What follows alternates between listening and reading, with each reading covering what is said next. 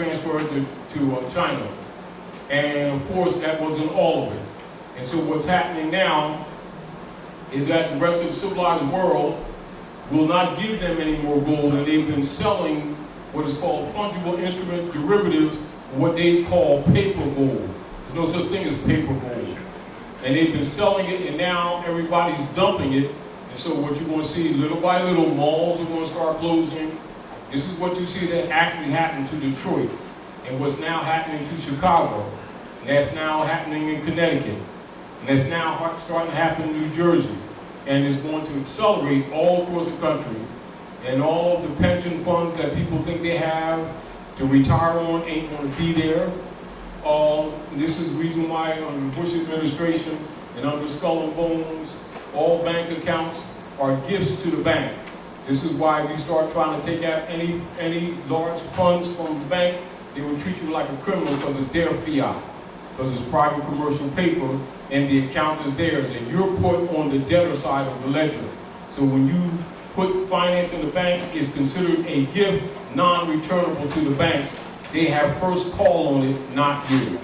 And this is what's being happening right now across the country and outside the country. This is why you see some of the European countries, like Britain, etc., with what they call the Brexit thing, where they're coming out of the European Union, because the euro was set up by Chinese gold. For those of you who know world history and real politics, you all know that. For those who don't know, you've now been informed. So this is what's taking place. And what you have going on the planet right now is the rest of the civilized world, Asiatics and Africans, are starting to starve the beast. The true heir of the estates are still trying to be black. Europeans are trying to kill you off. There's a civil war going on with the different departments of operations here, and that's what's happening right now. And so it's only a matter of time in the negotiating in the background. And for those who really don't understand, I'll tell you, Trump is not the president for the United States, or Ryan is. You know, but they got him and his family under protection while transitions are being made in the background. This is why people who don't understand politics wonder why he just says any kind of thing. You know, his job is keeping people busy. You know, and that's really what's happening.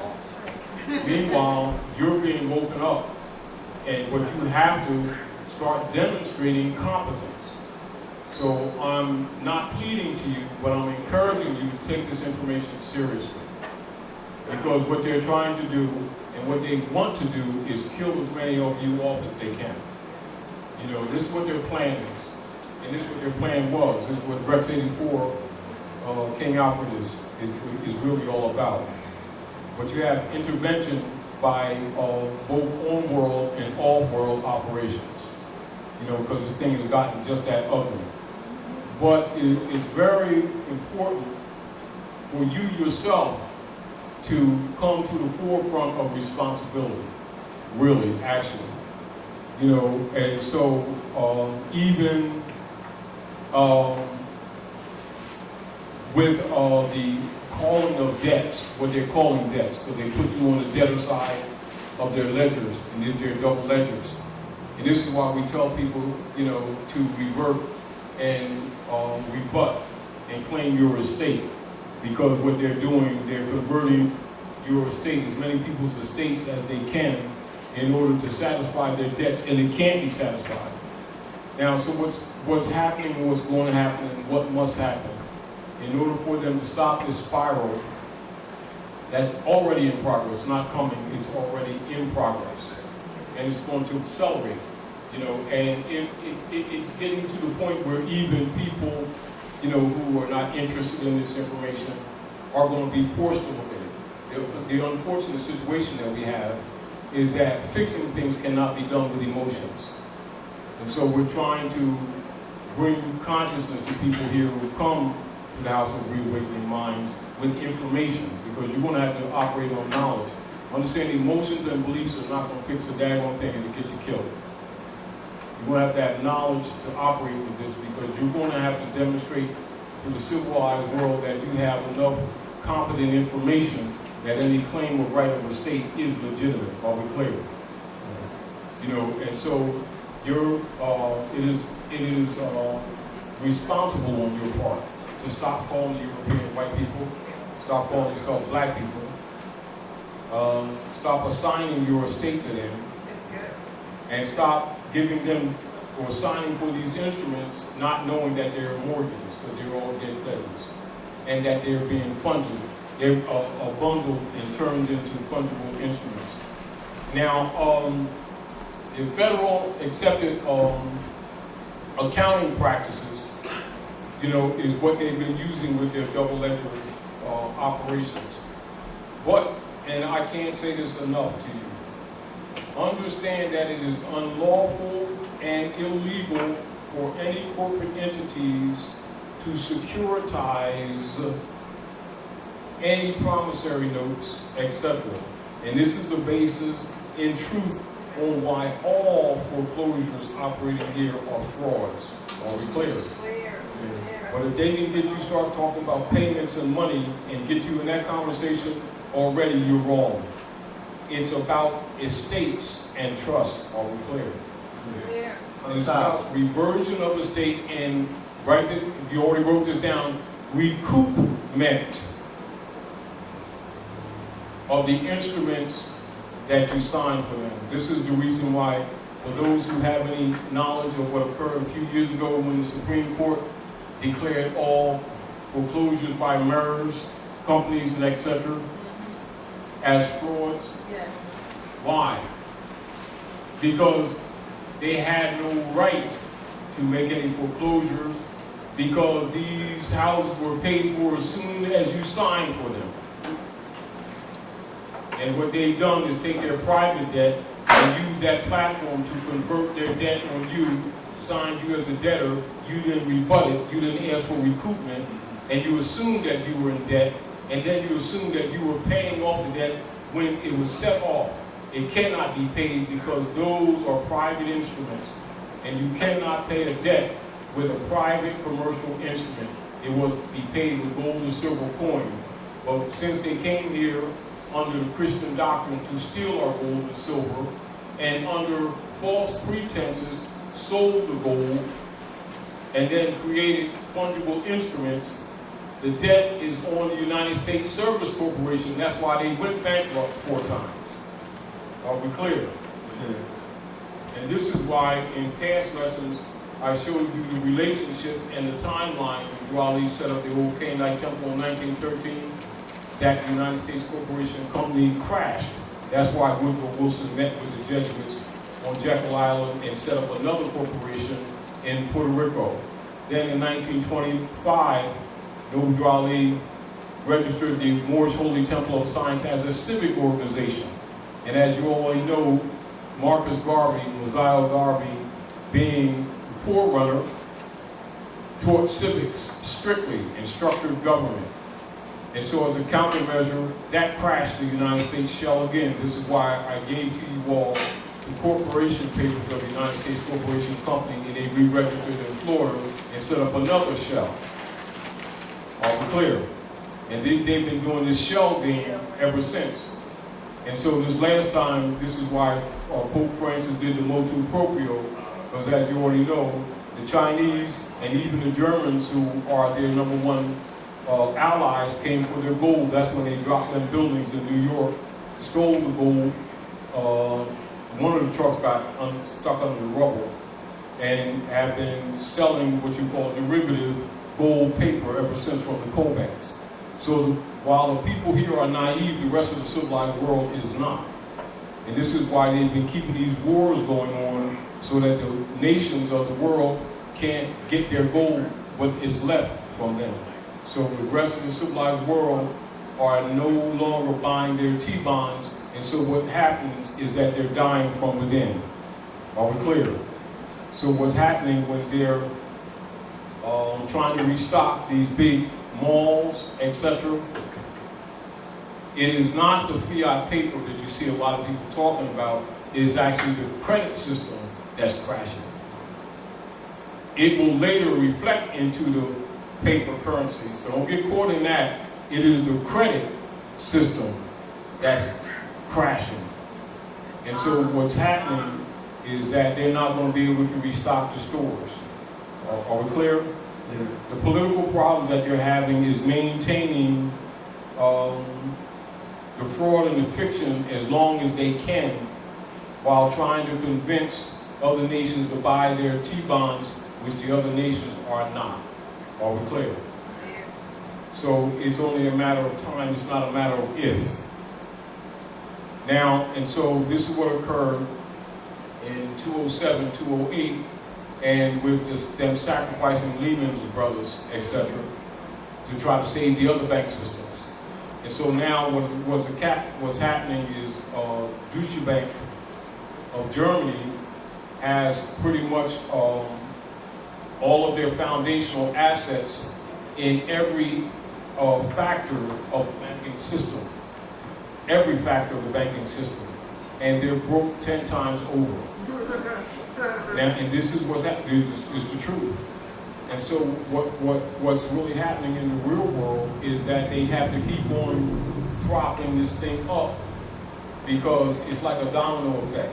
And so whereas, say in 2007 or 2008, they sacrificed Lehman Bank in New York and stuff like that, but they don't have the space, or they don't have the asset controls that they did at that time to continue this process. This time, it just breaks all together. And this is where they are. So what's happening is Trump is being the front for them. And so what he's doing, he's agitating and then pacifying at the same time. So people don't know which way he's going to come from, if you get the whole point. And it's confusing to people who don't understand the politics. But for those of you who understand the politics, you already know that this is a dog and pony show to keep the people busy while negotiations are being made in the back rooms all around the world to try to I say, keep things from not falling flat while nations dump their T-bonds and they set up new monetary trade systems. Are we clear?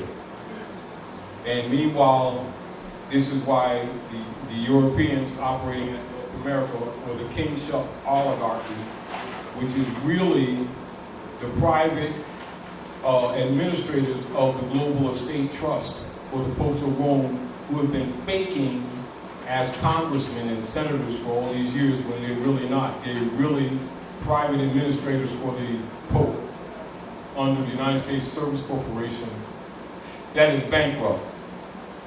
And so the whole platform is a fraud. The people don't understand what's going on. They've been trying to kill you off with the GMO foods, taking the seeds out.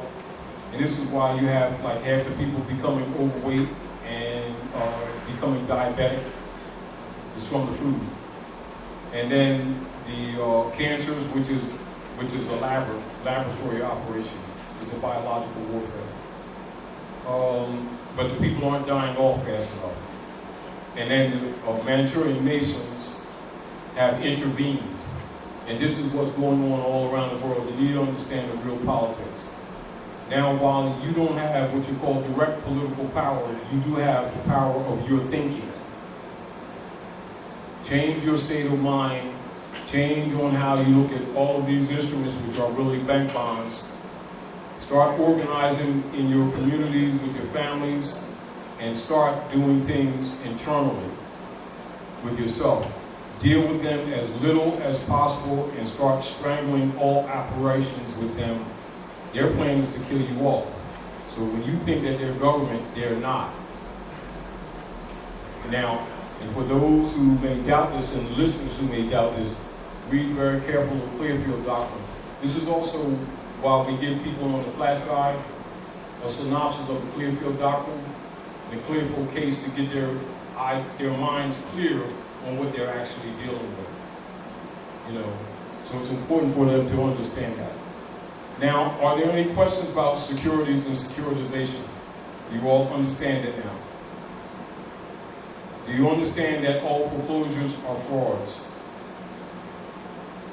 It's all conversion. Do you understand that they've listed you on the ledgers as a debtor when you're really the creditor? And do you understand why they separate the promissory notes and sell them, which automatically makes their claim dead? So if you understand these things, you have a clear argument in any foreclosure or any claim by the corporate operatives pretending to be government and using the sovereign power that's vested only in the Republic order that was overthrown in 1861. Are we clear? However, to make that argument, you must be in your proper person. Now you understand nationalization? So that you have standing, what is called standing in law. Are we clear? All right, so securities are taking you, your body, your labor, all future taxation that they can extract from you under the guise that they have in personam jurisdiction over your body under the 14th Amendment and the U.S. citizen principle, and pledge it to satisfy the private bank's debt of the bankrupt United States Service Corporation company that Lincoln bankrupted in 1860 that has been the foundation for these operations ever since. Are we clear? That's securities. That is securities and securitization. The securities is instruments created on you. The securitization is the marriage certificates, the driver's license, the mortgages, the Social Security, etc., and the birth certificate, all bundled together in derivatives and sold as bonds on the bond market. And then they've been trading them for resources around the world and paying them in what is called UST bonds. And that has been practiced since the Civil War. That's what Pope Francis is talking about. All right? However, your so-called leaders and reverends and guys knew this too, and they should have been telling you this. This is where you see in the rights of indigenous people that Obama signed were declared in the back that they were supposed to get this information to the people at all costs in churches, civic groups, etc. And of course, you already know they have not been doing that. This is why, as this information has been coming out to you, why they have always set out trolls out to try to dismiss this information or make it sound like we're out to daggone lunch, when they are obligated by the international community to be helping to get this information out to you. So again, if you understand this, you can understand the politics. Are we clear? Clear.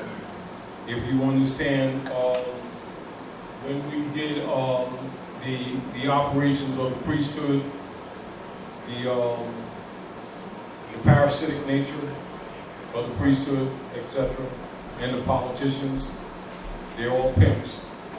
And it's true. You know, that's not said to be funny. And they're partners. You know, so this is why it's important and has been important for them to promote amongst the ignorant that there was a separation of church and state when there actually never was. The corporate state belongs to the church. Are we clear?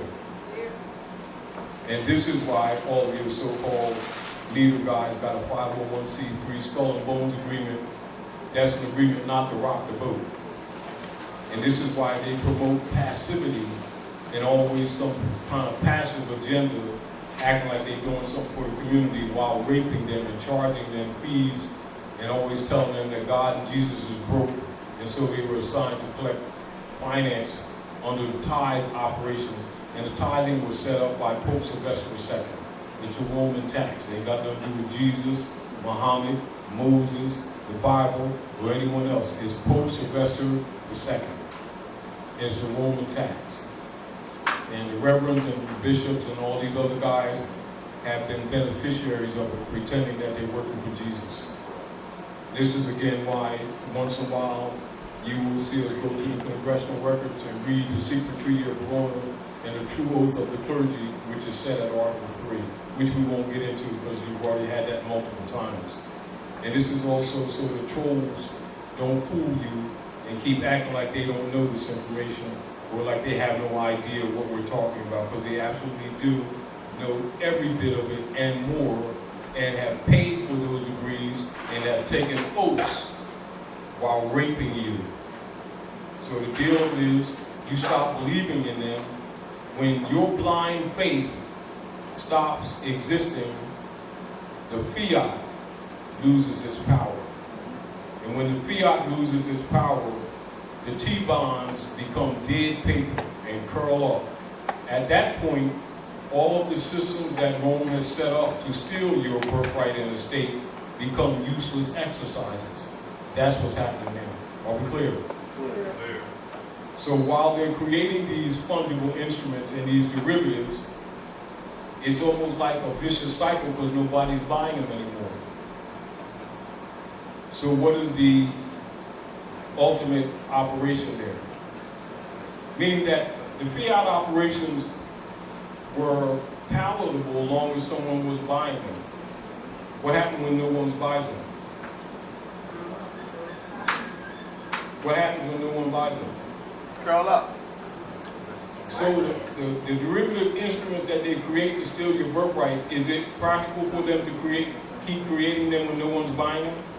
Not at all. Now, the whole system is predicated on that.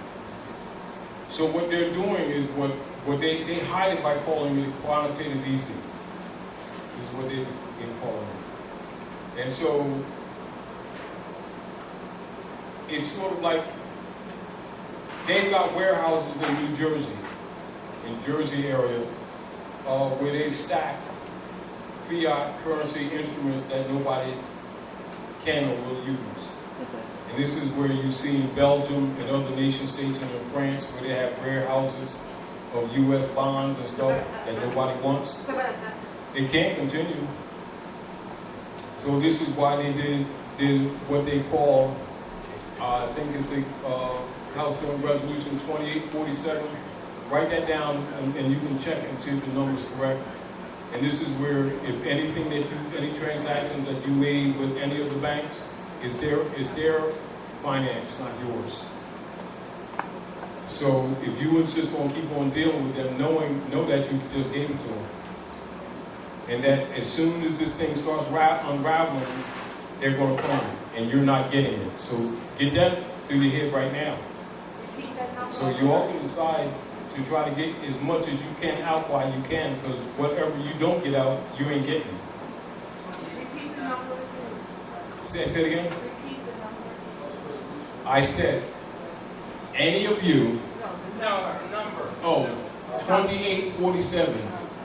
House Joint Resolution, and it's done under, it's hidden under the guise of employment. Everything they do, they'll put it under something, a title that has nothing to do with what appears that is really going on.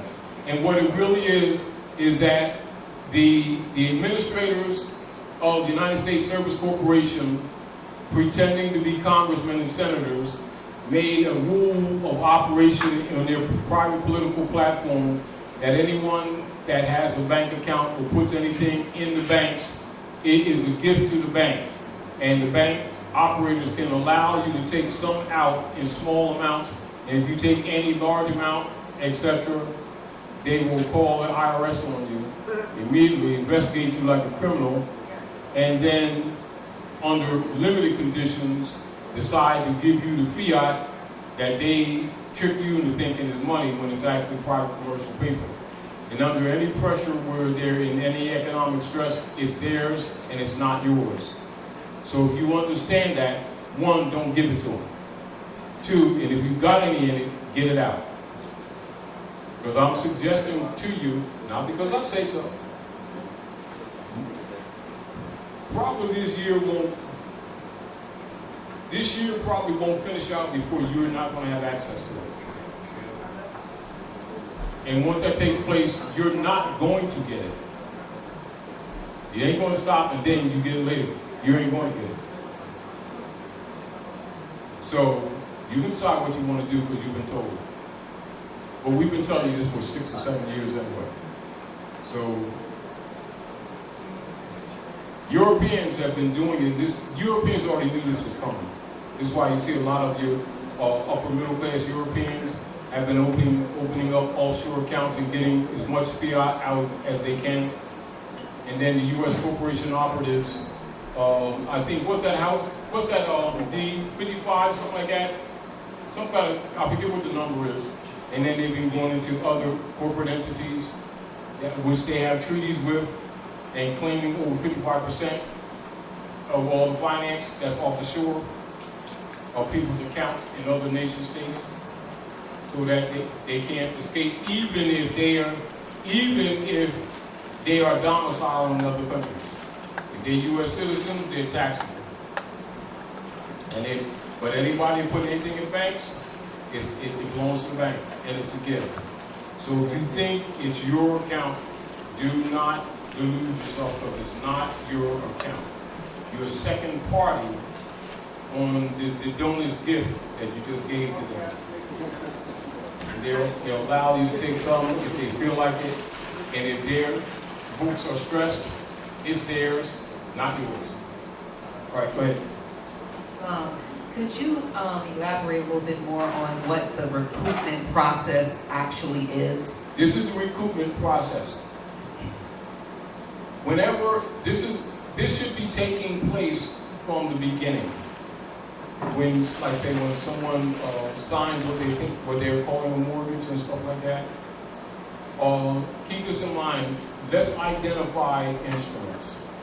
Whenever a so-called mortgage is instituted and you're a signatory, you are actually the creditor, not the debtor.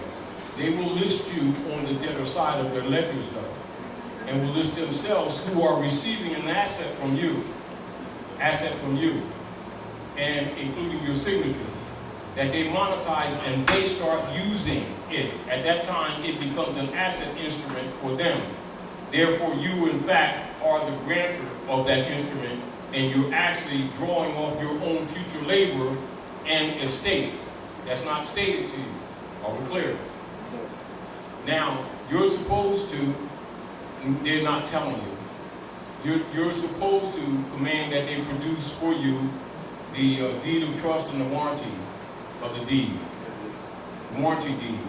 And since 1913, under Woodrow Wilson, they converted all allodial titles into mortgages and deeds. Logically, you would recoup the instrument because they started using it. So you demand them give back to you because now you have right to all proceeds, because now it becomes an instrument that's generating fiat on the market. All right? So they're really the debtor, and you're actually the creditor, and they switch places. So the article that I did on the flash drive that we give people, you see the reversion of article. And this is the position that you take consciously. Now, let me express this with you by going on to this. Let me express the keywords. Did you get back to it?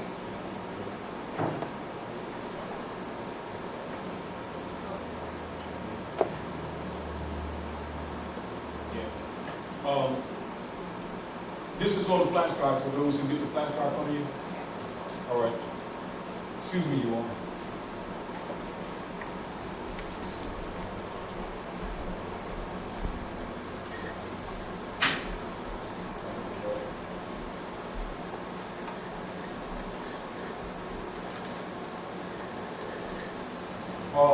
The reversion, and now when you're dealing with mortgages and things like that, the promissory note that they're using, that's what they make securities out of, and they separate it. This is another reason that they will do what's called the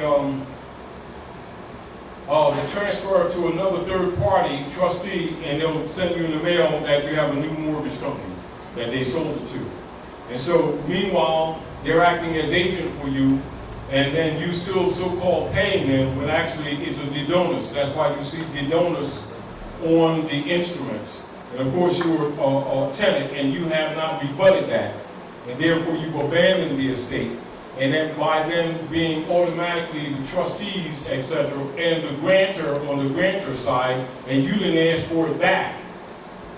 They say that you've abandoned it. That's why all foreclosures are called abandonments. Are we clear? You need to know what they're doing in order to understand what you should be doing. This is why in the last few years that we've been emphasizing people to establish a trust. And why? And this is also why we've done a few lectures on the conversion and the global estate trust and explained to you what they did after the fall of the Red House and why they did it, which leads up to what you're seeing right now, which is securities. All of these things are connected. And logically, this stuff cannot be given in one lecture. And so we will redundantly state certain things and establish certain things with you so that other information we give you later makes sense to you. But it's sort of like before giving you some mathematical equation, we ask you, can you add and subtract? And then when you say, well, yes, then we can go on to the next step. But what you discover is that people will say that they understand things and comprehend, and then upon a test, they clearly don't. This is another reason why we did the issue on juris consult and the restoration of consular courts. You know, because you must be competent.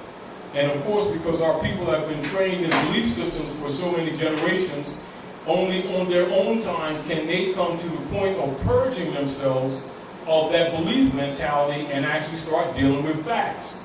So we constantly give them facts, and give them reference points so they can recognize these people know this stuff all the time.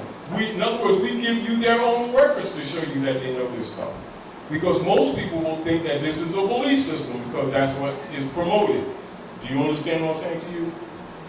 And these people on both sides are living off of you, living off your virtues, etc. So with understanding what they've done to you and how they do it, you're better enabled to reclaim your estate that you didn't know exists. You know, but if the people aren't connected, if they're still speaking themselves in third person, no matter what information they have, they're still incompetent. This is again why we keep telling people stop claiming to be black. Stop calling that European white. It's not just that they're grammatical errors, but they are status conditions. And if your status is dead, your claim of estate is dead. And we're telling you that it has to not just make sense to you. You need to know the relationship for real. Not because we say so, because that's how things are operating. So, when you create mortgages and marriage certificates and stuff like that, birth certificates, if you're not aware that they're fungible instruments and converted into securities, you never approach it from that perspective. And therefore, your silence is called consent. No, it's not fair, but that's how they're operating. Are we clear? Go ahead. It's a question where... Get in the mic. I can't hear you. Question. The person says, having bought the house, there's no mortgage. It's paid. See, now stop. Well, We got to, no, stop. See, what we have to do is that we have to correct the misconceptions in the first place because you keep saying you bought the house and you didn't buy the house. Well, Listen, these are assumed positions. You can't, if a person asks a loaded question or a question that's founded in a false presumption, you can't answer it without corrupting it more because it must be corrected. The assumption that they bought the house is a wrong assumption. Are we clear? clear. It can only be discharged or set off. Are we clear? Now look at this. Let me show you something. This is law. This is what's in operation. So you're not going to answer the question? All right. This is what's happening. As a matter of fact, we're right here. See this reversion or position in reference to United States Code 12, subsection 95A. 12, United States Code, subsection 95A, regulation of transactions in foreign exchange of gold and silver, property transfers, vested interests, enforcement, and penalties. Part 2. Current through Public Law 113 to 163. See public laws for the current Congress. And understand public law, all right, public law it implies a constitutional principle. Public policy actually implies the corporate operations. Are we clear? So they're obligated to this. Any payment, conveyance, transfer, assignment, or delivery of property or interest therein made to or for the account of the United States at or as otherwise directed pursuant to this section or any rule, regulation, or instruction or direction issued hereunder shall to the extent thereof be a full acquittance and discharge for all purposes of the obligations of the person making the same. And no person shall be held liable in any court for or in respect to anything done or omitted in good faith in connection with the administration of or in pursuance of and in reliance on this section or any rule, regulation, or direction issued hereunder. Acquittance is a written discharge whereby one is freed from an obligation to pay money or perform a duty. Discharge differs from a release in not requiring to be under seal. Discharge, perhaps while not strictly speaking, is synonymous with receipt. So when they give you a receipt, it's actually a discharge. You're not paying anything. It can't be paid because they stole your gold. And the obligation belongs to the United States, not to you. But what they've done is switch places and made you a debtor when by law they have no right to do this. This is why by law securitization is a fraud. Are we clear? Clear. Right. Okay, with that in mind, once you have discharged your mortgage, how do you stop a city from taxing? Because it's hypothecated. Now, and this is again the discharge. Now listen, this is what occurs. And what did Woodrow Wilson do? And then what did Franklin Delano Roosevelt do? And then what did they do after the bankruptcy of the United States Corporation Company? They claimed to have jurisdiction over you as sovereign government. Are we clear? And then the governors of the different corporate states, these are the states of, distinguished from state republics, pledged all properties to the Federal Reserve. Now I'm going to go to Tropicant's speech on the floor, all right? But first I want to finish this so you can see there's a discharge and there's a set-off. You can't pay because that's what actually takes place. This is what the representatives of law firms and mortgage companies have been doing. They've been taking charge of your estate, setting it off in your name, and thus being by default the administrators of your estate. Since you don't have an estate, you haven't set up a trust, you haven't reverted the mortgage or the deed or the warranty deed back into an allodial status, which all of them existed before 1913, and then most of you are not operating in your proper person, so you don't have right of the estate anyway, and now it reverts to the corporate state under feudal law, which is what the U.S. democracy is. And the governors of all of the corporate states pledged your labor and your property to the Federal Reserve while pretending to be government, and you have not refuted it. Thus, you've abandoned your estate. I'm telling you exactly how it happens. Now, go to Congressional records and look at what Franklin Delano Roosevelt did and look what Woodrow Wilson did before him. They pledged your estate and your labor to the Federal Reserve. Now, not being in your proper person, which the brother read, you don't have a standing already. And such persons called Negro, Black, and Colored are already wards of the state under the Christian Black codes. They haven't spoken up. They haven't nationalized, so they have no estate. So automatically they're in the wardship status, so even the children belong to the state. Do you understand what I'm saying to you? They don't even need a court order. They're chattels. And since they have not spoken up, that's called abandonment. That's why all foreclosures are abandonments. Are we clear? Clear. So the first thing that we must be clear even when we're asking questions, because the questions are legitimate. but it indicates that they don't understand or haven't listened to the foundation information we set up while we opened this thing up.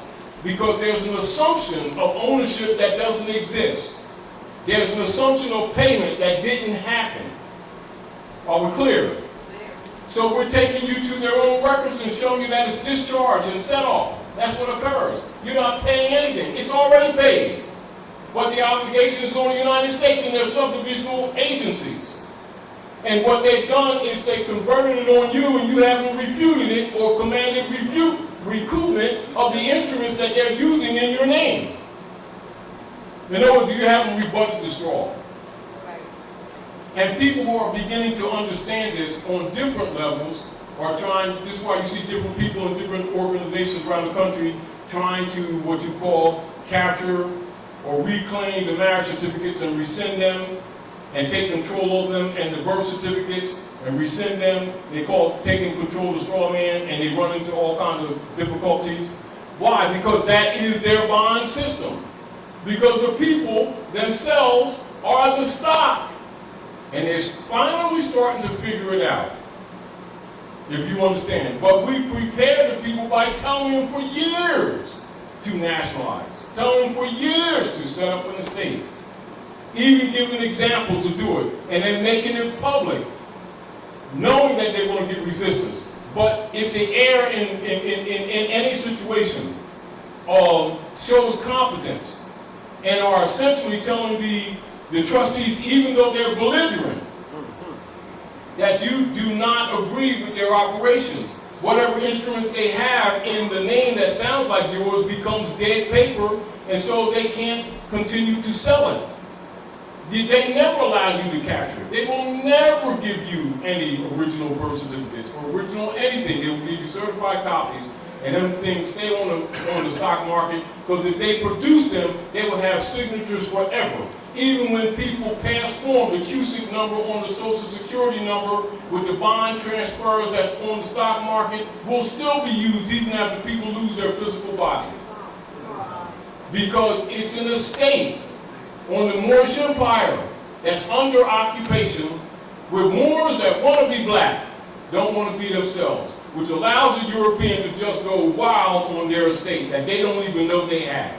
Do you understand? And so when they assume and start talking about they bought things or that they own things, they're operating from misinformation even with the question, which means they have not been listening. It does not mean they're not morally or ethically correct in their approach to the question, but they still don't understand the policies. They don't get it. And in law, they're still declared incompetent. And an incompetent person is a minority. They can't argue contract. Dred Scott again. And we know that we have a right to a certain amount of dignity. We know we're intelligent beings. However, absence of information and your general intelligence may not always be considered equals. You know, and we need to humble ourselves and start studying those things that are screwing us every day and stop going on emotions and assumptions. And one of the greatest injuries to the negative is people who assume that they're educated. And I understand that all of us suffer from this. People assume that they can read. They assume that they're educated because Rockefeller Foundation gave them a degree, even though they publicly, in their philosophy, and make it public that they're going to dumb these people down. And then people will send their children there, get degrees, and really think they are educated. When they tell you that they're going to dumb you down, they don't even hide it, because they know that these people can't read and won't read. But they'll start a whole bunch of Negro organizations like they love their children. The children of self-esteem. And we've got to start some Negro organizations to march and pray and make things for our children to make them a better education. And we're going to go to the parent-teachers meeting and stuff, and so the curriculum can be improved for the children for years. They ain't going to teach these monkeys. They even call them monkeys. They say Negro, and they say it means African identity. It means monkey. You know, and then they'll defend that, and then they'll assume that that's identity and approach the world like the world accepts it as identity. They know it's property. And ignorance of the law is no excuse. And I'm saying that not to knock, because all questions are good. But the reason why, even when we open up, we ask people certain questions about things, about the fundamentals, even the things that we're talking about. Yeah. And what do you see in a crowd of maybe 30, 40 people? You'll see 3 people raise their hand. Which means we're asking not to challenge, this is open. This is so that you can see your own absence of information. Yeah. We tell you why we're telling you this information. We don't load it. We don't come from a side angle. We tell you why we're giving you this information. Then we'll give you reference. Then we'll tell you what's happening. Then we'll tell you what they're doing and how they're doing it, so that you don't assume a position that doesn't exist with you. That's your miseducation. See, we're giving you the facts so that you can recognize your miseducation. We're not trying to call you miseducated. We're not trying to say that you're dumb. We're telling you that you are absent of vital information that affects your life. We will show you documentation, congressional records, historical fact, law book to show you what's going on. It is incumbent upon you to either listen to it or dismiss it. But after getting this information, certain questions should be modified, which means now that you know these things, you shouldn't assume that you paid the damn thing, because you haven't. And what we're telling you, that's how they're dealing with you when you're approaching your arguments. They will get you to talk about money and payment when it's not what's going on. It's conversion taking place on the Sister QV trust that's being entered into and exited out of by corporate operatives who are really deputy knights for the Pope of Rome. And they get you to start talking things that they educated you in that has nothing to do with what's going on. So no Brawley came and told you, gave you the keys to what's really going on, and the people haven't taken it serious.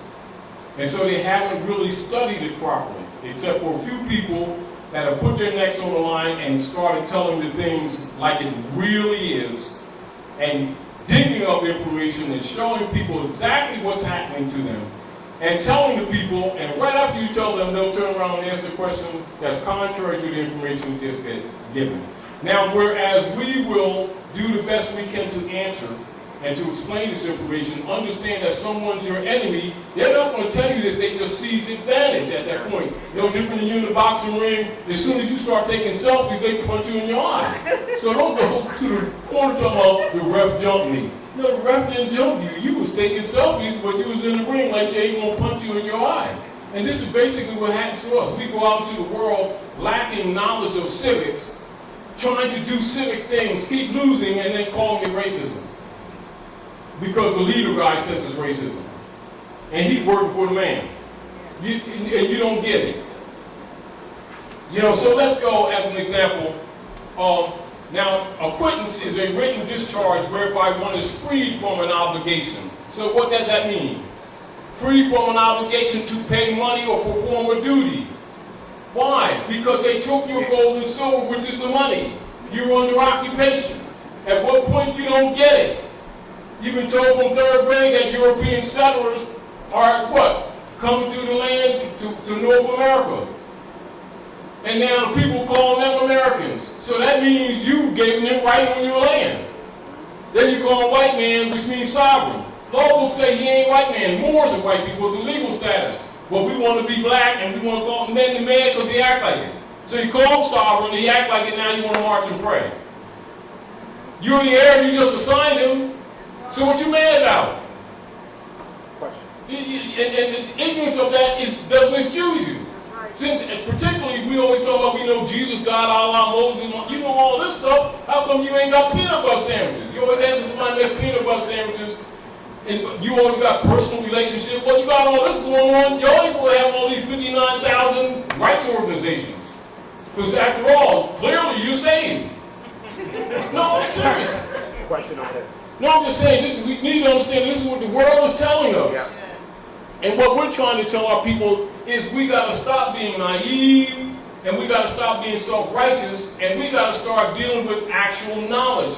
Beliefs are not going to get it. The people are destroyed for lack of knowledge. But they keep on taking on belief systems. And the stuff don't work, They won't render it back to Caesar. Then they keep going out in the ring, get punched in the eye, and talk about the ref jumped me. Ref didn't jump you, you couldn't jab. You was in there taking selfies. So they say, well, hey, hands down. That's all that's happening. They're stealing your birthright because we won't deal with it. That's what's really happening. Are we clear? And we can take people to the Congressional record, show them the oath of the clergy. And they'll turn around and say that they're delivering these people to Jesus when the record says they're submitting these people to the Pope. The official name of Christianity is the Niceno-Constantinopolitan Creed, can not only be found by any scholar, it's in an ordinary dictionary, and yet they let black leaders come in there and tell them that they're delivering these people to Jesus. And they got a 501c skull and bones agreement. It's known. And these people are worshiping Constantine, claiming to worship Jesus, which is why the reverends won't tell them that the official name of Christianity is the Niceno-Constantinopolitan Creed, because it's obvious that they're worshiping Constantine. And then wonder why their communities are poor. They're funding their own damn enslavement. But they're going to tell you they know God, Jesus, and they got personal relations. They got all these sandwiches going on. They're wealthy. And then wonder why the rest of the civilized world won't come here and school us. Why? Because we're too damn arrogant. Act like we saved, Jesus made us, don't know nobody else, we're saved. Well, you got all this going on. This is what the world's really telling us. What y'all complain about? How come y'all got 59,000 rights organizations since y'all saved? That's a contradiction. All the salvation going on in this community, why is it so miserable? Families falling apart, youth dying younger and younger. They're taking your stuff on the streets, abusing you, stealing your houses, but you saved. You're full of doo-doo, and you need to come to that realization on your own. Because the rest of the world ain't feeling sorry for us because we so damn self-righteous. Right or wrong? Now, it is no secret. This information is not a secret. Just like you read the letter from George Washington, and they'll turn around and lie to the babies talking about he was the first president.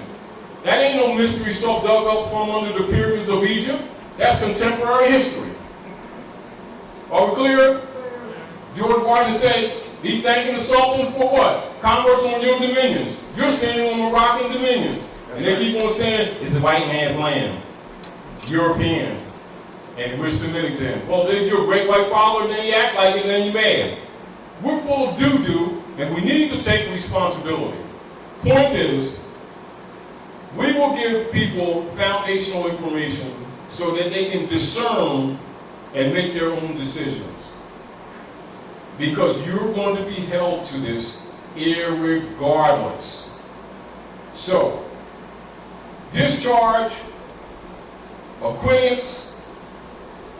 Now, these people keep talking about the Bible, the Quran, the WASPI, and they know all these books, and they know what ancient Prophet Muhammad, peace and blessings of Allah be upon him, was doing, what he said, Hadith. They know Yahshua. They claim to be Hebrews, and they know all this stuff and don't even know current law that's screwing their lives up every day. How dare them keep talking about the ancient gods and can't talk current? How dare them claim to love gods they do not see and love not their brothers and sisters they see every day? How dare them talk about Nibiru and the planetary operations in the universe, and they don't even know the fundamental laws and rules that operate this small sphere that we call Earth? How dare they transact business in another man's name and wonder why they don't own shit? No, let's be real. And then they ask questions that indicate they ain't caught on yet. And so the world's not going to feel sorry for us. It's like, you know, when Yahshua said, talk about Lazarus, get up from the rich man's feet. What is he really saying? You got an estate. What are you begging about? That's what the lesson is really about Lazarus. Get your lazy ass up and stop begging.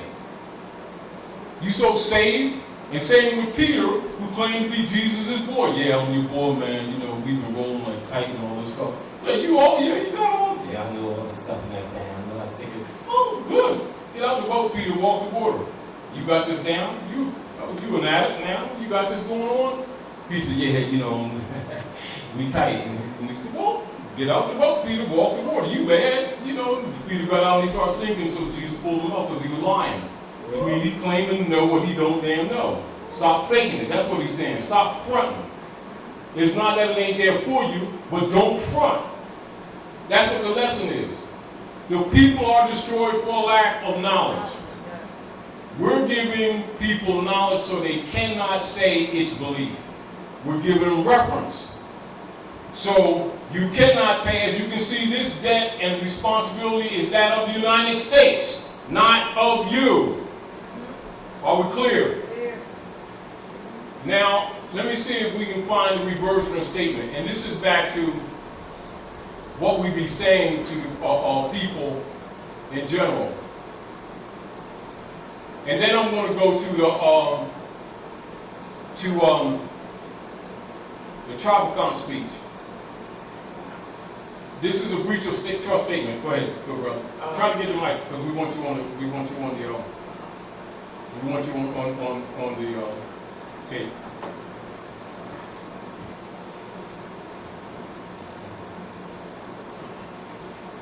Now, as a reminder, let's go to the Constitution, which is the supreme law of the land, and just look at this. No state shall enter into any treaty, alliance, or confederation, grant letters of marque and reprisal, coin money, emit bills of credit, make anything but gold and silver coin a tender in payment of debt, pass any bill of attainder, ex post facto law, or law impairing the obligation of contracts, or grant any title of nobility. So what are people being buried under? Bills of credit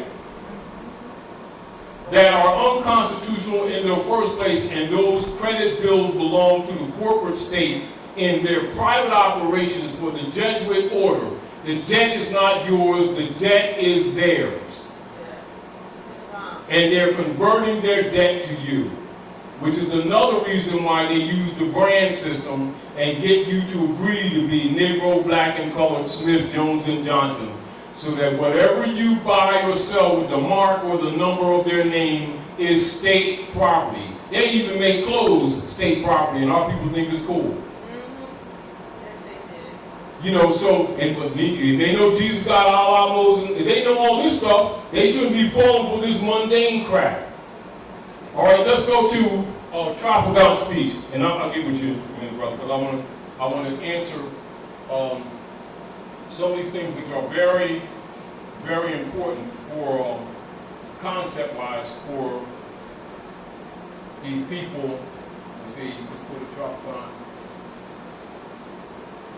Those who understand this know that they murdered Trafalgar a couple of years ago, and said that his tractor accidentally rolled over on him.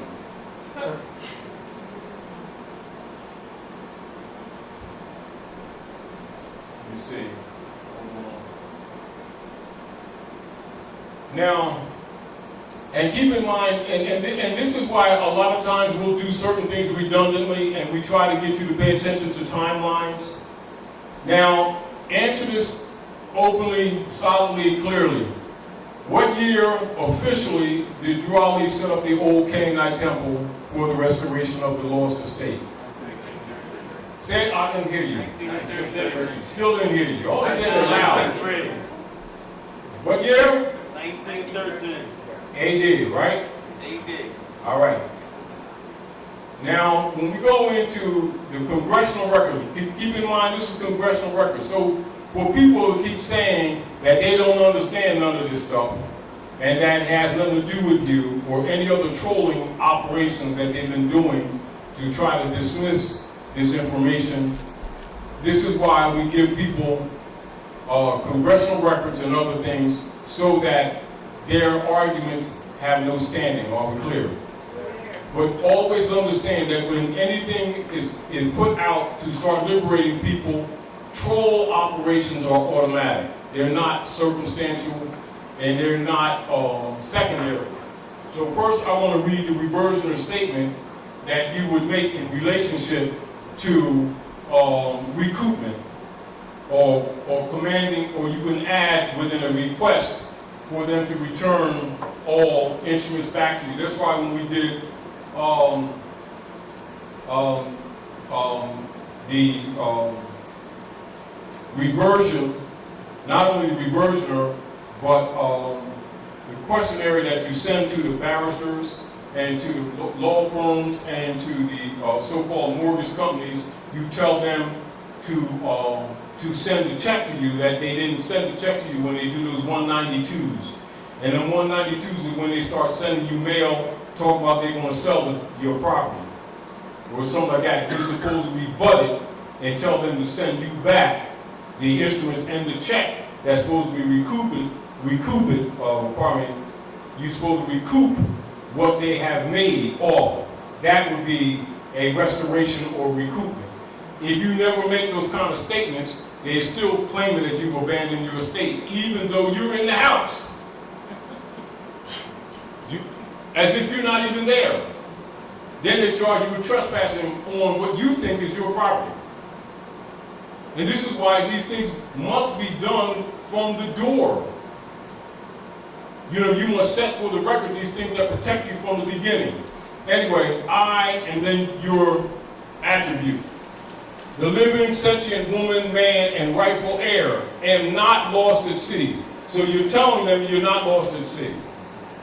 So this is a counter to unum sanctum. And I affirm and declare my right of reversion of estate. Estate would include the house, all things on it, any accoutrements, etc., stream that comes through it, leaves that fell on it, and the squirrel that's running up the tree. All right? And therefore I make no claim with respect to the title and misrepresented capitalized name man of straw and non-begeer being a title, and the spurious creation of the foreign de facto United States corporation operators, actors, and owners. And I surrender and assign any and all reversionary interests to the foreign, privately owned United States and its subsidiaries for full acquittance, discharge, settlement, and closure of my reliance Title 12, USC 95A. That's what I just read earlier, Part 2. I assume no liabilities or debts, however contrived, among its corporate associates, and I do not consent to stand as surety for the foreign, private, and for-profit United States Incorporated U.S. Corporation Company entity owners, directors, or their administrators, nor do I stand as surety for its subsidiaries or its associates at any point or moment in time. Is that not a lockout? All right? Now you understand securities and securitization. They hold you as surety for their private debt. And so if you rebut it, now they have obligation on the rule of trustee, even if they're belligerent, to release the estate to the heir. But our people don't claim to be heirs, do they? They claim to be black, don't they? They don't claim to be Moors, Bays, and Neals. They claim to be Smith, Jones, and Johnson, don't they? They have no standing at law. They have no estate. This is not complex. Go ahead, answer my question. That was kind of one of my questions. Once we step up, inappropriate. Not once you step up, that you step up. You start setting up a standard for you to have an argument. That's what, now go from there. Okay, impropriate persona. In your proper person. That means being yourself. Sugeries, sue words, Yes, you have standard in argument. Once I make a claim as an heir, not just on something. No, being the heir. Being an heir. See, that's not as of. Being the heir. Okay, so once So wait a minute, I want you to get clear. Okay. When we start talking like that's kind of like we're acting at the moment. You're not as you. You're being you. Being an heir. Once you acknowledge being the heir. I acknowledge being the heir. I now have standing. Now hear me. That's what you're saying. Okay. So now you're telling them what to do. Right. You don't ask them shit. Right. So when I make a claim, you got to start talking like you know what you're talking about. right, so when I make a claim, not just on property or an estate that I may be currently domiciling in, just property that may be over there, that's just over there. Yeah. Once I make a claim on it, being the heir, I'm just making sure that I just want to be clear that I can do that. You can do that, but that's not what you should seek to do. You should seek to secure what you want. See, this is what we suggest to people. When people start finding this information, now they want to go get the building across the street and claim all this. Stop that. Claim where your family is. Start securing that. So I can Start claim an apartment. securing that. In other words, like this. This is where, and it's not that you can't do that. What happened is, as soon as they discover they got training wheels, they want to get on I-95 as soon as they get the training wheels off. I'm getting in the race. Get off I-95 with your tricycle. It don't mean that you can't get on. Don't do that. You know, it's like you learn how to box. And he's going, I can't wait for Mike. I suggest you don't do that. Well, he ain't been boxing for a minute and I got this. It's not a good idea. And it's not that you can't get it like that, but don't think that way. Go to the gym and spar and get yourself together and work this stuff out, you know. You know, go do some katas and stuff and start learning how to stand and sweat and things like that. You know, but don't start playing Bruce Lee because you probably won't go home limping. The deal is start winning. Start taking incremental steps. Teach other people. Join in strength. Liberate other people. And those little nitpicks is what gets Goliath. You know, it's like in the book of Daniel where it talks about, you know, legs of iron, feet of clay. What it's really telling you, don't start going and punching that beast in the chest and breast and all this stuff and you break your knuckles. Do what a child would do. Oh, they got clay feet. It's very simple. Then his own weight pulls him down. What it's trying to tell you, this stuff is simple. We keep trying to make this stuff complex. And we make it complex for ourselves. It doesn't mean you don't have a right to do that. The deal of it is, you get this information, start working it. Start commanding reversion of the state. Start setting up your trust. See, because if there's a claim, there exists already a counter to their assumed hypothecation that's already in place. This is the whole deal. There's an assumed hypothecation already in place. The corporate governors, who are really secretly trustees and administrators of the global estate trust for the popes of Rome, have already pledged your labor and your properties under the mortgages already to the bankers. So now you're talking about I got deed. Well, you just said that you were what? A renter. So if you didn't know that since 1913 they've converted these things, then you must not be an heir because you don't know your culture. Because if you knew your culture and yourself, you knew that they did this to counter Noble Raleigh. So now you're incompetent. And they have first claim. And they're operating on that claim. If you didn't know that, well, made my payments. No, you didn't. You're lying ass. Because you can't pay with a private security. Well, I didn't know that. Well, then that means you're incompetent. So you're given this information to make you competent. You're given the history to know what they did so that when you step, you're starting to step competently.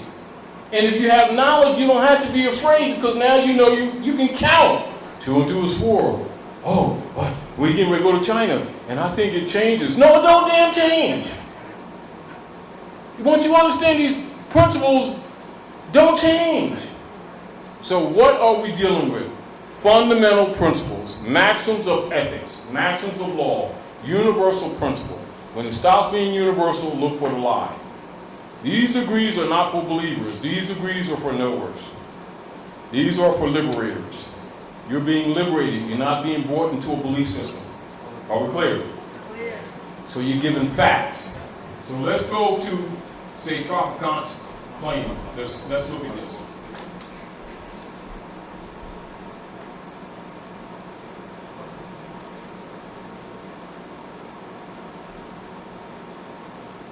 And so we're even giving you, even the names of the instruments that they use. Now here's James Traficant, right? Now he was, as you already know, the representative for Ohio, right? But let's go into his speech on the floor of the Congress. Now you already know this, and most of you already know this, but let's put this in context. Now, so we see this is United States Congressional Record, March 17, 1993. And for those of you who have been studying it all, you already know the Clearfield Doctrine. You already know why it exists. You already know about the COINTELPRO operations later set up by J. Edgar Hoover, Calvin Coolidge. You already know the sale of the bankrupt platform to the Jesuits of Jekyll Island with Woodrow Wilson. You already know the crash, again, that was made and then re-registered in 1925, which we've given you all their registration papers. So it ain't speculation. All right? So let's go from the beginning. United States Congressional Record, March the 17th, 1993, volume 33, page H-1303. Speaker, Representative James Tropicon, Jr., Representative of Ohio, addressing the House. Mr. Speaker, we are here now in Chapter 11. Members of Congress are official trustees presiding over the greatest reorganization of any bankrupt entity in world history, the U.S. government. We are setting forth, hopefully, a blueprint for our future. There are some who say it is a corner of the report that will lead to our demise. It is an established fact that the United States federal government has been dissolved by the Emergency Banking Act, March 9, 1933, 48 Statute 1, Public Law 89-719, declared by President Roosevelt being bankrupt and insolvent. House Joint Resolution 192, 73rd Congress in session, June the 5th, 1933. Joint resolution to suspend the gold standard and abrogate the gold clause, dissolve the sovereign authority of the United States and the official capacities of all United States governmental officers, and departments, and is further evidence that the United States federal government exists today in name only. So they're telling you the whole platform's a fraud. It don't even damn exist, and yet they're still exercising that power. So your absence of knowing this, does it excuse you? If these people know about Jesus, God, Allah, when the Bureau's coming through, the Nephilim, the Greys, and shapeshifters, they know all this stuff. They should know what's going on here, right? So now let's go down into the speech. Let's go down into the speech and let's look at some of the transfer. Now, let's look at this paragraph here. Gold and silver, which we already know, we read earlier, the Constitution, right? Their obligation. Gold and silver was such a powerful money during the founding of the United States of America that the founding fathers declared that only gold and silver coins can be money in America. Since gold and silver coinage were heavy and inconvenient for a lot of transactions, they were stored in banks and a claim check was issued as a money substitute. So the original greenbacks were claim checks. What the bills that they gave you were checks. They weren't the money, they were checks. Now they're 3 times removed, and people get other instruments, promissory notes, and they're calling them checks, which shows you they still don't understand the monetary system to this very day. Well, you wrote a check. Ain't a check. That bill that you call in cash was the check. And that ain't the money. You know, this is Congressional record, understand? All right. Now, people traded their coupons as money or currency. So they traded them as money. And in that status or state, it's called currency. But it's not money. Don't get this confused. Right? Currency is not money. Can you all say that together? Currency is not money. Keep on reading. But a money substitute. That's like a way of saying counterfeit. Redeemable currency must promise to pay a dollar equivalent in gold or silver money.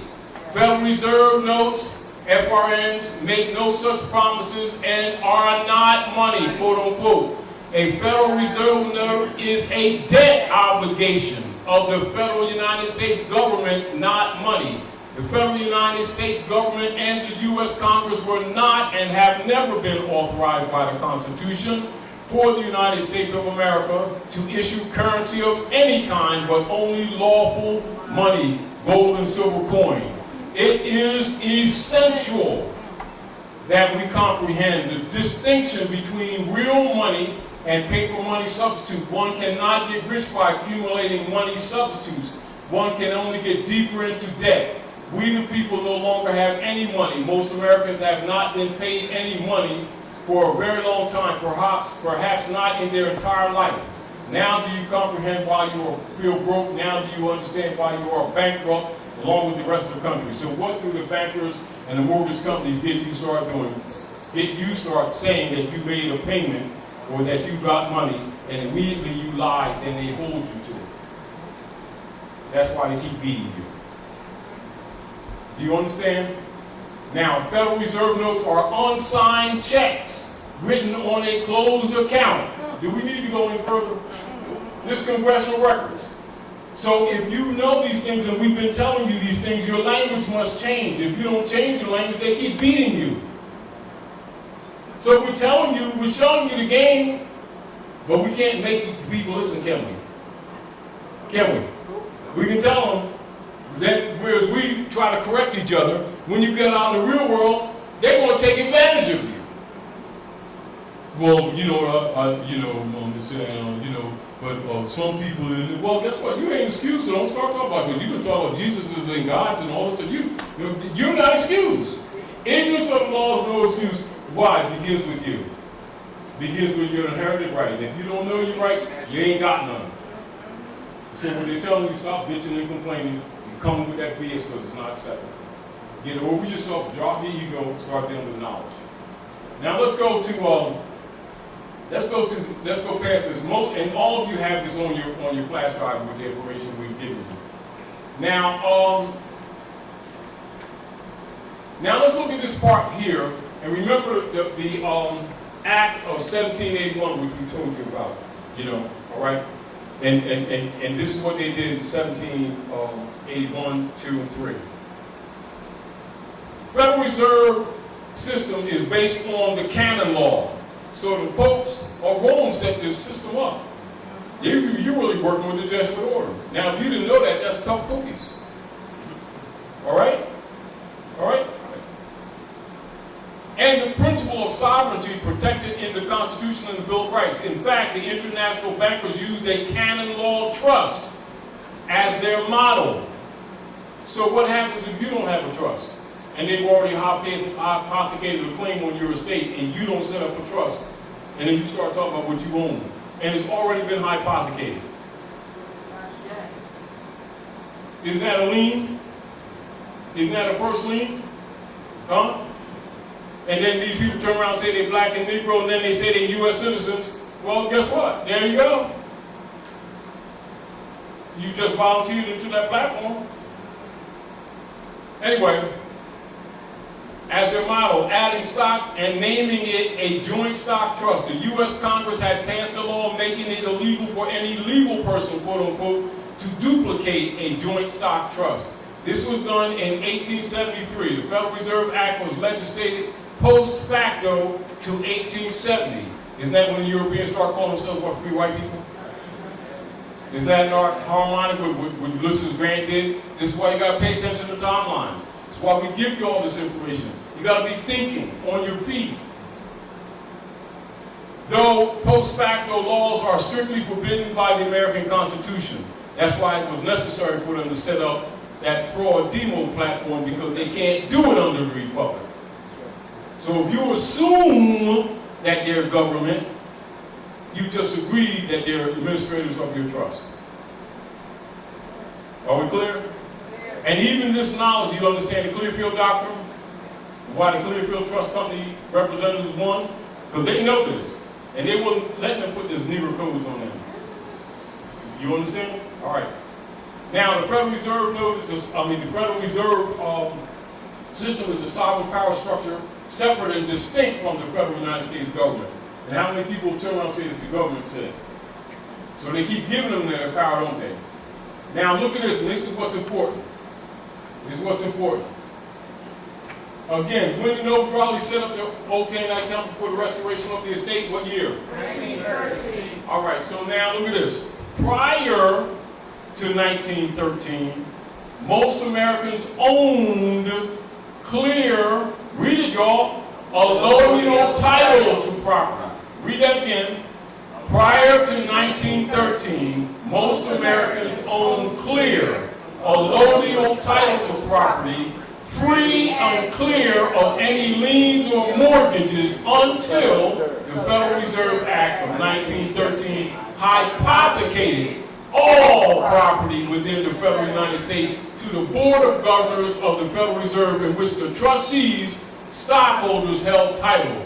The U.S. citizen tenant franchisee was registered as a beneficiary to the trust via his or her birth certificate in 1933. Do we need to go any further? So if you've been told this, and you think we're BSing you when we keep telling people for years to set up a trust and claim your estate and nationalize, and they don't take it serious, they have the right not to. Well, it's already hypothecated, so they don't make a claim, so it's an abandonment, isn't it? So if they got a mortgage and deed, that's not a title of ownership, that's share property. Because owners have a allodial title. Now, if you don't know what that is, 12 cookies. That ain't ancient Egyptian history, is it? You don't need to talk about Hotep, do we? Nope. We don't need to talk about metaphysical analysis of the thing. Do we need to all that?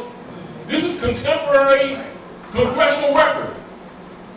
All scholars know this. All politicians know this. Why do black leaders stay away from this? Because they're going to keep these people marching and praying and paying their 501c3 tithing agreements that they think has to do with Negro rights, which is monkey. And monkeys don't have human rights. At what point these people don't get it? And then when we tell people why you declare your nationality, because you're dealing within the state.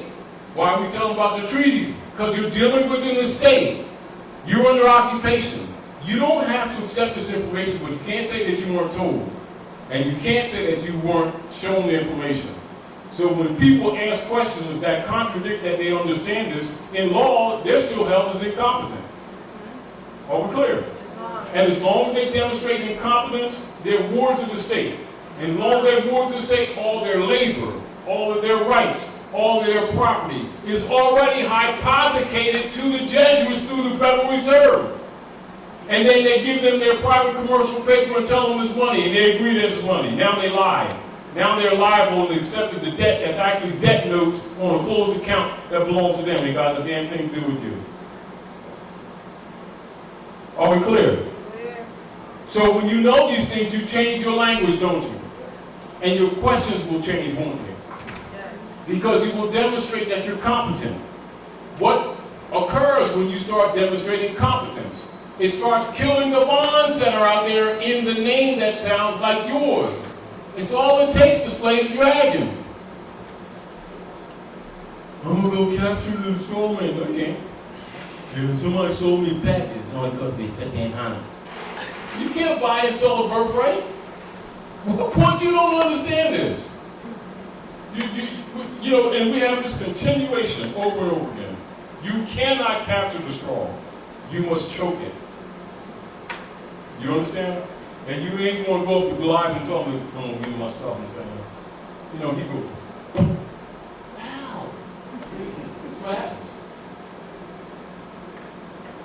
So if you just took your training wheels off, you're not ready for grace. But you know, stay on the sideline, look how they roll, how they move, and, you know, practice a little bit, and, you know, go out there a little bit when there ain't nobody on the track, and get yourself together, you know, things like that. But don't get out there and start claiming stuff. Claim what you were standing on. Starting with yourself, are we clear? How do you claim yourself? Declare your nationality, because the nativity indicates a right of claim of inheritance. It begins at that point. It's not the end all. It begins. Meaning that you now have standing to even make an argument. Now you better know what the hell you're talking about. You see the point? You understand? It doesn't mean that the right isn't there. You have to understand they're belligerent. They're stealing your birthright. It's not that they don't know it. It's not that they don't recognize it. They're not acknowledging. Because it means Susie ain't going to college no more.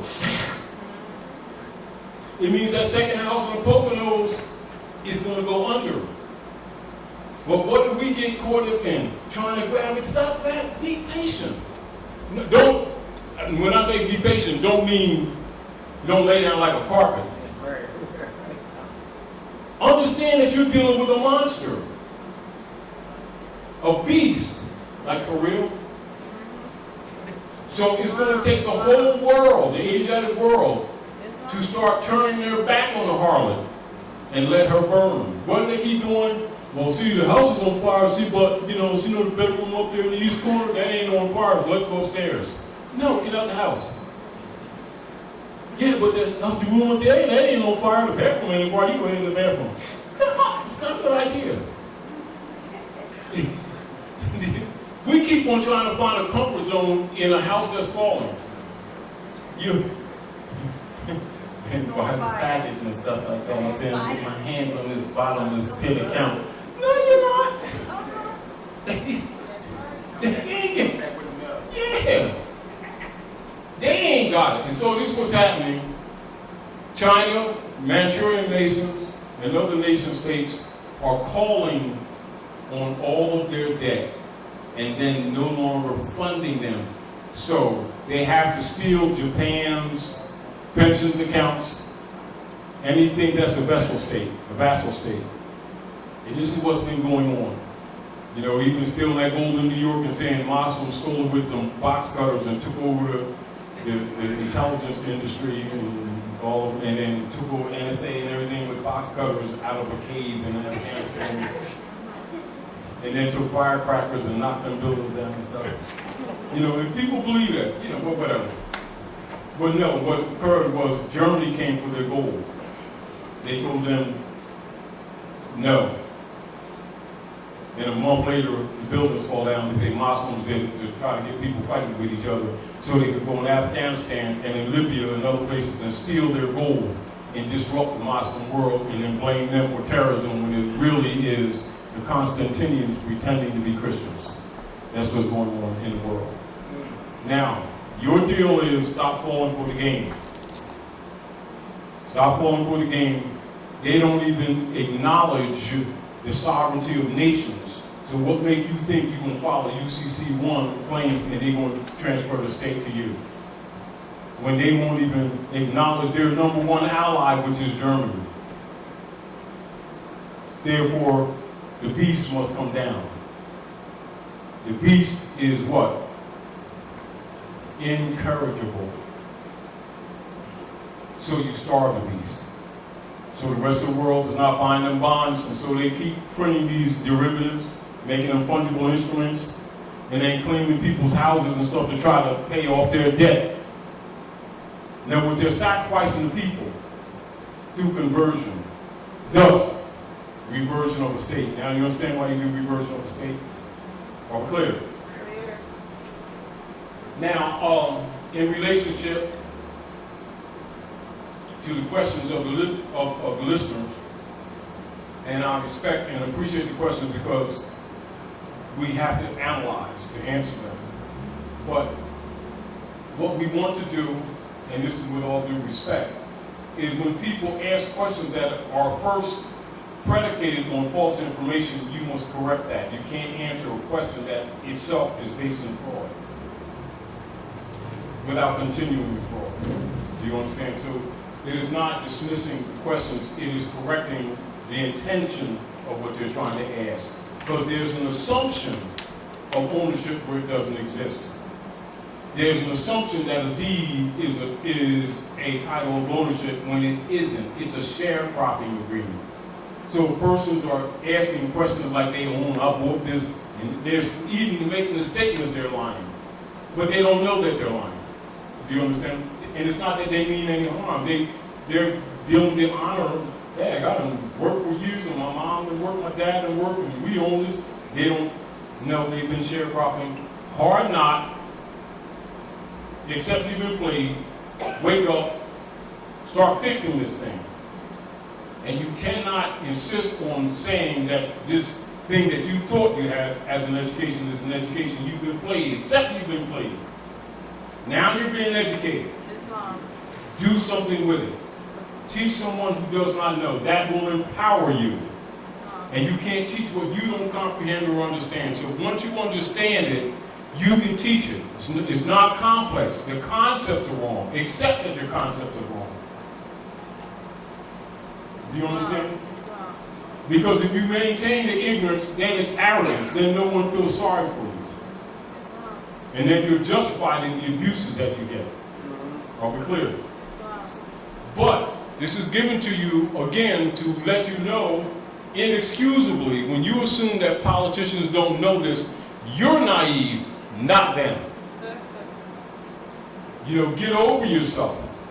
Grow up, read again, study, show yourself approved, and strangle that straw man. That's what kills the dragon.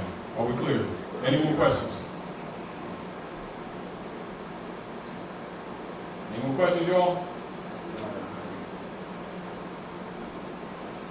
So, and this is again where, and many of you already know, and when we give you the lesson books, and see if we're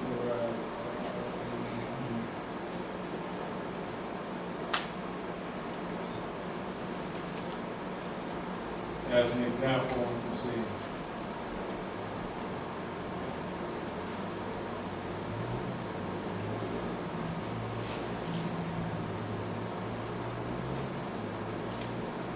Here's the treaty of the secret treaty of Rome. This is the Congressional records. Again, this is for those who are not familiar.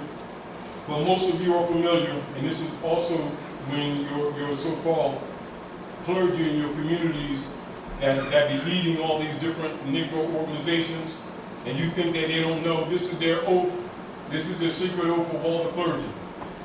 And read this, y'all. Article 3. Convinced that the principles of religion contribute most powerfully to keep nations in the state of passive obedience, which they owe to their princes, the high contracting parties, declare to be their intention to sustain in their respective states those measures which their clergy may adopt with the aim of ameliorating their own interest, intimately connected with the preservation of the authority of the princes, and the contracting powers join in their offering their thanks to the Pope for what he has already done for them, and solicit his constant cooperation in their views of submitting the nations. So how many people keep saying that the clergy is submitting these people to Jesus?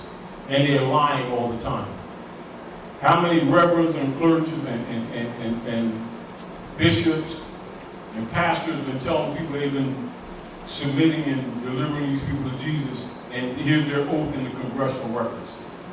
So if these people will go back and tell you what Prophet Muhammad did, what the Buddha did, and what Jesus did, and the Hebrews did, and they know all this, and all these people really work for the Pope of Rome, and then wonder why our communities are miserable. And then we sit around and talk about how saved we are. We're hypocrites and we're liars, and we're funding our own enslavement. So now that you know these things, do with it what you will, but you can't say that you weren't told. And meanwhile, those who've been abusing us is not sitting around feeling sorry for us because we insist on being ignorant and protecting the images of our black leader guys who keep selling us into slavery. And they call him the European white man, which is sovereign. They get mad at him because he acts like a sovereign after we assign him to that position, just because we can't damn read. We're too arrogant to admit that we can't damn read. So we give you law books, and we command that you study when you come with us. We even put it on a flash drive. We give you 7 books of law in digital form so you can refer to it. So that saves you a couple thousand notes. And then show you these documents and put them on a flash drive and give it to you freely. What else are we supposed to do? And you don't change your language, and then we keep getting screwed. You don't come together in an organization, then you keep getting screwed. You don't set up protocol, and then you keep getting screwed. You're fighting a beast. When the information is given to you, it's your duty to give it to the people around you clearly, not in a controlling manner, but freely, and make sure they're clear on this, because that's what empowers you. Because when Rome comes to fight you, someone immediately in your area can come to your aid. And vice versa. Those are called protocols. Failure to set those protocols up, but we got all kinds of marching churches and organizations that we keep funding, don't we? Well, the world don't feel sorry for us because we keep on BSing. Any more questions? We get ready to close up. No, but just tell people how they expanded to all. Give it the mic, because we was on the mic. I guess I'll just do everything. Because you know you talk us all. Yes, sir.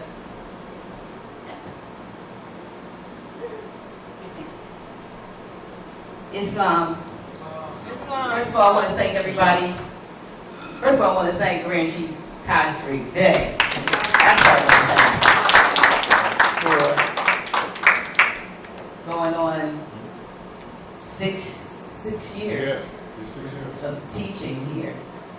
Some of you just found out he was teaching here. Some of you seen videos though of him teaching here over different iterations. Sometimes there was an Egyptian scene on the back wall. Yeah. That was here too. Okay, but he's been here for 6 years, and I want to thank him for that. And I want to thank everybody for their, because over those 6 years, we've been in highs of participation, and we've had lows.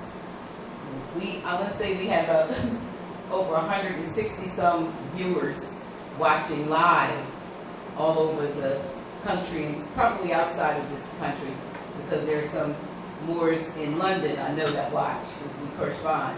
So there's been I saw over 300 and some odd shares of what was happening here in Wilmington, Delaware territory. So give yourselves a hand for the participation. Right. I want to report that the last time we were here, which was 2 weeks ago, Brother Session Rob was here, and I shared the fact, and Sister Delilah did excellent teaching. We had an issue with the hot water heater that Friday. I want to say that on Monday, a brand new hot water heater was put in the house of Real Awakening. All right. Yeah. Thank you. Again, thank you. Send Rob.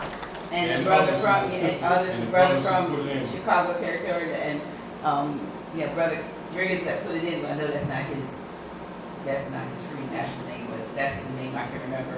But I'm grateful for him, for putting it in, and Sister Cass and Brother Isaiah, and everything they did to make sure it happened in a few short days. But I'm happy to announce that starting this month, we are expanding civics classes to every Friday, at least 4 Fridays. If there's a 5th Friday in the month, we're not going to do anything. You have to get one off. And I think every now and then we're going to have a 5th Friday. But so next Friday, we will be back here again. Hopefully, you all will come. Can you tell Brother Abdullah, tell him about him, because you know him. Yes. Now, Brother Abdullah, he actually has degrees in sociology, etc. Years ago, over 20 years ago, they were preparing him actually for ministry. And he had come to Roundtable. I used to give classes at my house for 3 days for years. I used to feed people, give them free literature, etc. Anyway, Abdullah came there with my cousin, Jim, who's also a barber. My family's barbers too. And he had just actually came there with Jim, and curious, but pretty much in a visitor's status. And of course, I had a little bit of that, dogmatic self-righteousness when he asked him questions and stuff. So I gave him a list of questions to take to his pastor, because I already know who he really is. But I already know people that are in that venue don't know. They think it's Jesus, and they're all, teary-eyed and hyped up, and I understood that. Anyway, so I sent him with about 7 questions, and as a matter of fact, when he come here, let him tell you about that. And within about 2 weeks, he left. As soon as he started asking those questions, I already knew what was going to happen. And Julie used to come to the house like on a regular basis, morning to night, morning in between classes for years and years and years. And he's had his Teflon skates on ever since. And he's worked with me on exposing the lesson books. The beginning of the lesson books I actually prepared for my children. And Julie said, you need to get this stuff out to other people. Much of it is actually edited. They're not all of the text. But I also knew from the spirit realm the opposition that was out there. So I put the books out of sequence. And also knowing some of the dynamics take place in some books. Still I see this. Deliberately. This is to catch the dark priesthood that's on our side. But anyway, going beyond that, because it's a long story. Oh, sure. And we produced a lot of literature since then.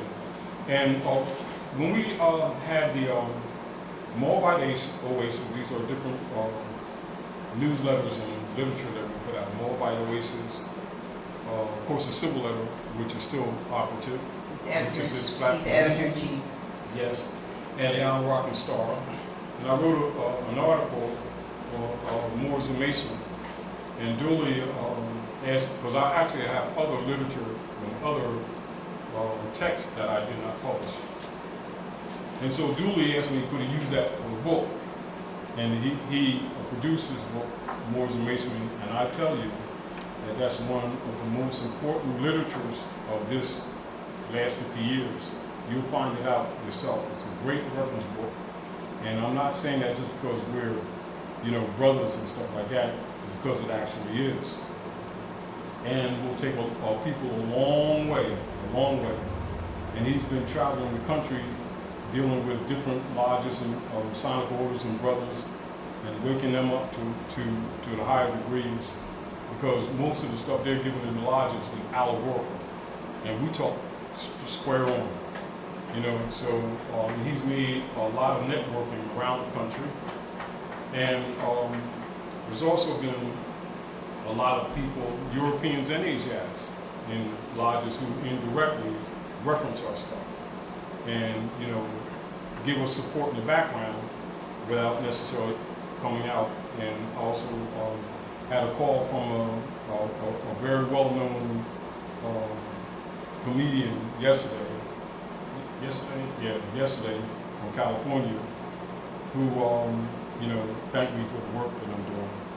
And it's a lot of people that know, but a lot of people, because of the political positions they're in, or sensitivities, can't always come directly out, but are clearly there to work and appreciate the work. But Brother Abdullah is one of the best etymologists. One of the best etymologists, and that's an honest statement. And understand that I'm not saying these things just because we're brothers.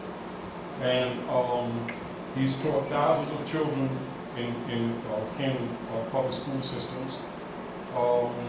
And he has 2 more books coming out this year.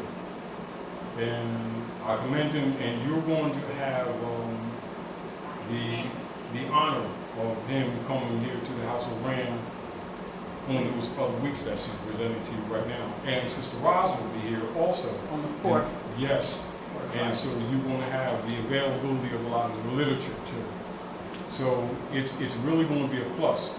I suggest you come out and develop. And a lot of the people, or those who are listening, if you're in the area, come to the House of Reawakening Minds. Make your presence here.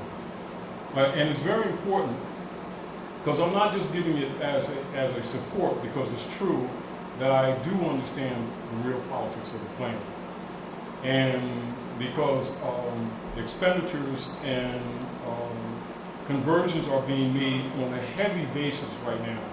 And so where a lot of people are tentative with this information, not going to understand, because it causes a very strong change in your lifestyle. And to some people it's radical, but they have no idea of what's really going on in the background. And Abdullah is a true scholar and a true researcher. And for all those years, and even to this day, like I called Dooley day before yesterday, and Dooley, what's up? He said, I'm in the library, and I'm bringing out these other books, right? And Dooley studies and studies and studies. And in his book, he will give you multiple references. In the books to come, he will give you multiple references. Most of the time I'll speak to you on things that you can refer to put you in the area, if you understand, to get you started. But what I want you to do is become a scholar, just like that, so that you're actually liberated and have knowledge on how to reference, how to cross-reference. But a lot of work that has been done for you that you will never get in any of these schools, any universities, or any lodges. We prepared for you. And I welcome you to welcome Brother Abdullah to come here to share that information with you. And thank Dr. Naila for opening up the venue and expanding the venue for that to happen, including the availability of the books with Sister Roz. And plus it will give you the opportunity to get more of this information from different perspectives. That's very important, so that it becomes your own. So I'm looking forward to that development and growth that will come about because of it too. Yeah, and we're also, just so you know, for those especially in the area, not, I would say with you in an hour or two, then I'll call you in the area. But we're also looking at Sunday school, where we do the 101s, Oh, yeah. 102s. That'd be good.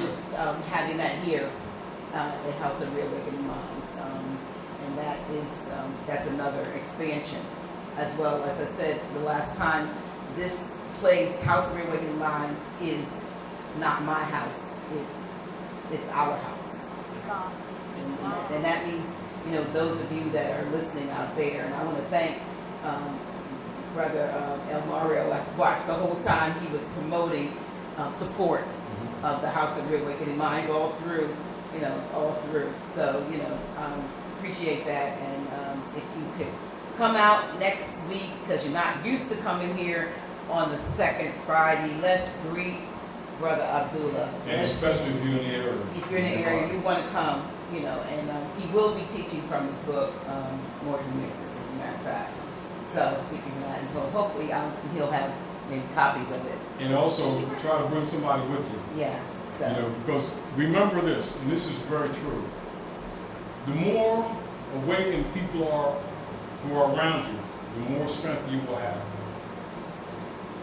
That's not a placation, that's a fact.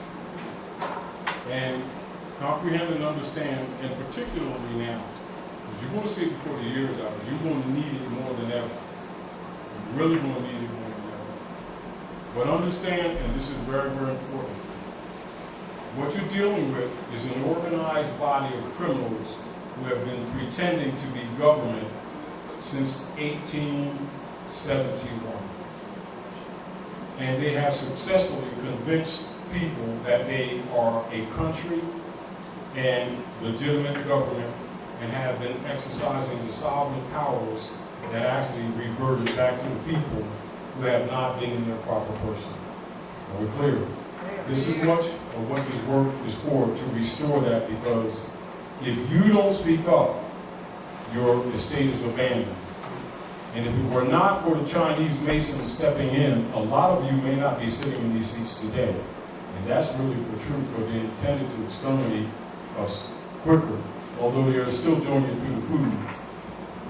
So just Speaking remember of food, I have to thank Sister Abundance Child from Drop Squad. And before you all leave, because they're cleaning up, I know they got here a little late, but she has to run her own. She has a very thriving business down to where.